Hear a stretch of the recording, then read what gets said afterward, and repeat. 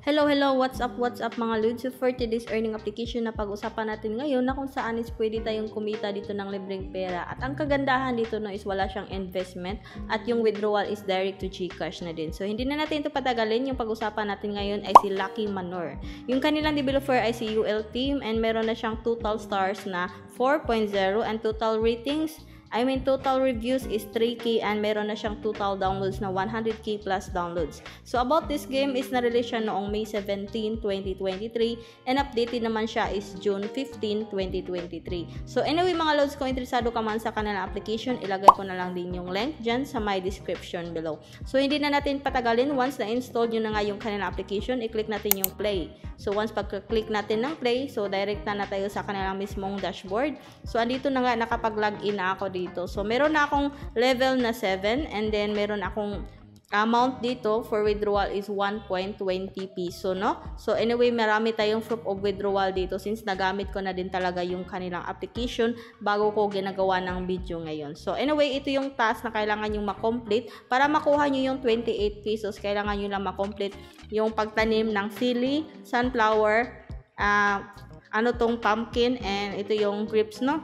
And ito yung mga pwede na natin i-harvest, okay? So kailangan lang natin i-click yan para ma-harvest na natin. And yun na nga, nagdagdag na yung ating sili dito. So yung natapos nating pagtanim sa sili is nasa 27 na, okay?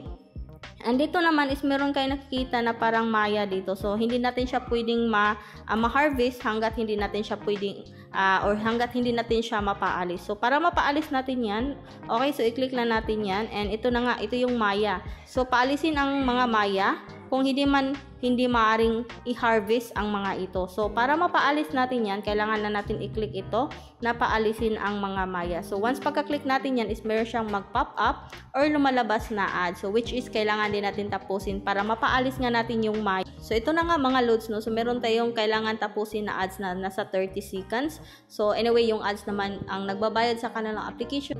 And dito din nila pinagkuhaan yung pambayad nila sa mga user. Okay, so malapit na din matapos ito. So nasa 4 seconds, 3, 2, 1. Okay, so tapos na din siya and X na natin to, no? Okay, so dito na nga. So napaalis na natin yung maya, so pwede na natin siyang ma-harvest. Okay, so yun, na-click na natin. And ngayon is pwede na naman natin siyang pwede na naman tayong magtanim ng sili pa din since hindi pa kumpleto yung ating sili. Okay? So, ito yung mabilis na pagtanim. I-click nyo lang ito. Okay? So, andyan na lahat. Nakapagtanim na kayo ng sili. Okay? And ito yung full acceleration, nakikita nyo ito para mapadali natin yung oras sa ating pagtanim dito at madali natin silang mapa-harvest. So, kailangan na natin i-click yung full acceleration. So, nasa 6 minutes ito, no? So, i-click lang natin yung full acceleration para magamit ito. Is meron pa akong 9 times na pwede natin magamit ngayon. Okay? So, click lang natin yan. So, nasa 5 seconds yung ads, no? So, kailangan lang natin siyang tapusin. So, I think meron siyang additional na ads pa na 5 seconds. So, in total of 10 seconds yung ads for the full acceleration. Okay? So, X na natin yan. So, ito na nga, no? Madali lang siya. So, pwede na natin siyang i-harvest, no? Ito yung gamit ng full acceleration. Okay? And meron siyang timer dito. Okay? So, within 1 minute is pwede nyo siya ulit gamitin. So, magtanim pa tayo since kulang pa yung ating sili, no? So, anyway, dito naman sa ibaba, ito yung gawain or ito yung mga tasks.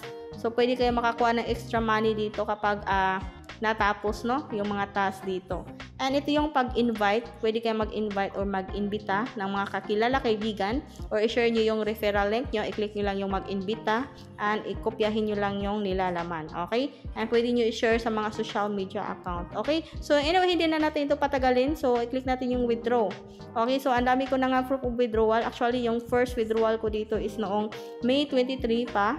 And yung last withdrawal is nasa July 26 since hindi na ako nakapaglaro dito. Okay? So, anyway, back tayo dito.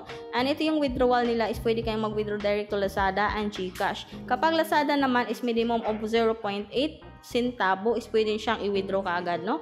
And ito naman sa GCash is minimum of 100 piso, okay? So anyway, hindi tayo makapag-withdraw since yung ating balance is nasa 1.20 and yung value lang niya is may withdraw lang natin siya is 0.01 centavo, okay? So ito yung mga antas pang habang lumalaki or tumataas yung level nyo is tumataas din yung ratio ng pag-antas or pagtaas ng yung ratio ng pag-withdraw or amount ng pag-withdraw, okay? So tumataas din yan yung withdrawal nyo kapag tumataas yung level. So anyway, yun lang, no. So kung bago ka man sa akin channel and then gusto nyo pang mas ma-update kayo agad sa kanilang application, so huwag nyo kalimutan i-subscribe, i-click yung bell, and then palagi kayong matotify agad sa ating mga panibago pang mga earning application na gamit yung ating mga cellphone lamang. So yun lang, salamat!